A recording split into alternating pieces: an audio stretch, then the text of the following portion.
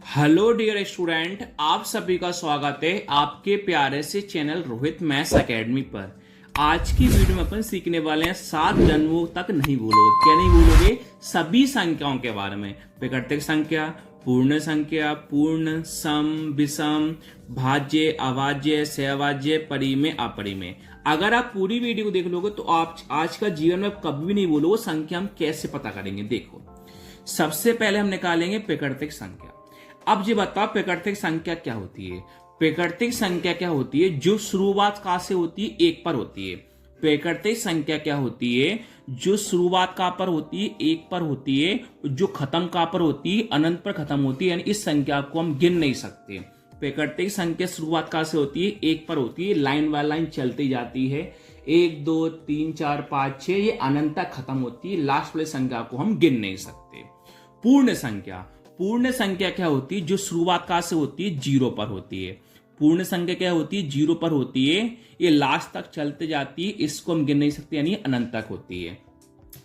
पूर्ण प्राकृतिक में इतना सा अंतर है। प्राकृतिक संख्या 1 से शुरुआत होती है और पूर्ण संख्या 0 से शुरुआत होती है। अब पूर्णांक संख्या, पूर्णांक संख्या में क्या होता है? देखो, सब लोग जानते हो बीच में क्या आ जाता है? 0। और यहां पर आगे नंबर कौन से आते हैं? पॉजिटिव यानी प्लस के आते हैं। और यहां पर पीछे नंबर किसके आते हैं? माइनस के आते हैं। पूर्णांक का मतलब होता है यहां पर संख्या प्लस की भी होती है और संख्या किसकी होती है? माइनस की होती है। 0 के बाद सभी नंबर प्लस में रहते हैं और 0 के पहले सभी नंबर किस में रहते हैं? माइनस में रहते हैं। अब आती है सम संख्या। तो सम संख्या क्या होती है? सम संख्या वो होती है जो 2 के पाड़े में आता है। सम संख्या 2 के पाड़े में आता है। 2 4 6 8 10, यानी जो 2 के पाड़े में आता है उसको हम सम संख्या कहते हैं। अब होती विषम संख्या। विषम संख्या वह होती है जो 2 के पाड़े में नहीं आता। जैसे 1 3 5 7 9, इस प्रकार ये कौन होती है? विषम संख्या होती है। सम विषम में इतना सा अंतर होता है। सम में 2 के पाड़े में आता, विषम में 2 के पाड़े में नहीं आता।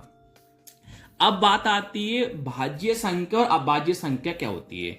तो पहले आप सीखो अभाज्य संख्या। अभाज्य संख्या वह होती है जो केवल खुद से कटे और 1 से कटे। जैसे 3 है, 3 किससे कटेगा? 3 से कटेगा और 1 से कटेगा। वो होती है क्या? अभाज्य संख्या। जैसे 5 है, 5 1 से कट रहा है और 5 से कट रहा है, तो वो होती है अभाज्य संख्या। 2 है, 2 भी खुद से कट रहा है और 1 से कट रहा है, वो होती है अभाज्य संख्या।